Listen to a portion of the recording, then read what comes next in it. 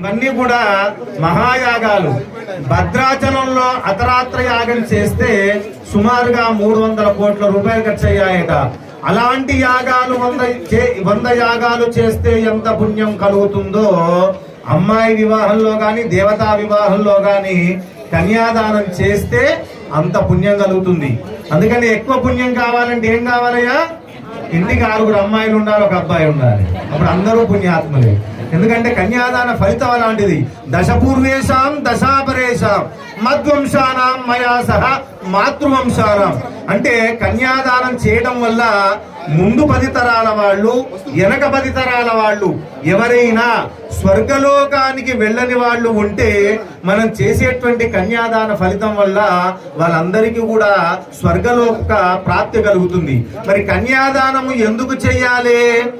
అబ్బాయి యొక్క వంశం అభివృద్ధి చెందాలని కన్యాదానం చేస్తారు. మరి ఎంతవరకు చెందాలి?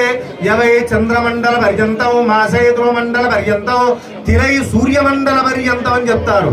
అంటే 50 చంద్రమండల పర్యంతం, భూమి నుంచి చంద్రుని వరకు బియ్యపు గింజలు పేర్చుకుంటూ పోతే ఎన్ని బియ్యపు గింజలైతే ఉంటాయో, మాసై ధ్రువమండల పర్యంతం అంటే మినుములు, భూమి నుంచి ధ్రువమండలం వరకు కూడా మినప గింజలు పేర్చుకుంటూ పోతే ఎన్ని మినప గింజలైతే ఉంటాయో, తిలై సూర్యమండల పర్యంతం, తిలలు అంటే నువ్వులు, భూమి నుంచి సూర్యుని వరకు నువ్వు గింజలు పేర్చుకుంటూ పోతే ఎన్ని నువ్వు గింజలైతే ఉంటాయో అంతకాలం వరకు కూడా అబ్బాయి వంశం అభివృద్ధి చెందాలి అని కన్యాదానం చేస్తారు.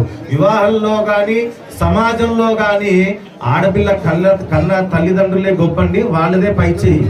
మగపిల్ల కాని పల్లి వాళ్ళది ఏముండదు. ఎందుకంటే నాకు 5 అబ్బాయిలు ఉన్నారండి అంటే ఏ లాభం? ఏం లేదు. వంశం అభివృద్ధి చెందాలంటే 5 కోడళ్ళు రావాలి. కాబట్టి ఇప్పుడు వివాహంలో స్వామివారు చెప్పారు వేదమంత్రాలతోటి.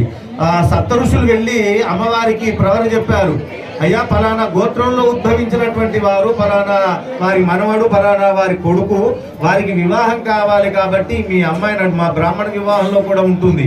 అమ్మాయి తల్లిదండ్రులు వెళ్ళి అమ్మాయి దగ్గర వెళ్ళి చెప్తారు, ప్రవర చెప్పి ఫలానా గోత్రంలో ఉద్భవించినటువంటి నా కుమారుణ్ణి వివాహం చేసుకొని వారి మా యొక్క వంశాన్ని అభివృద్ధి చెందయ్యండి అని చెప్పేసి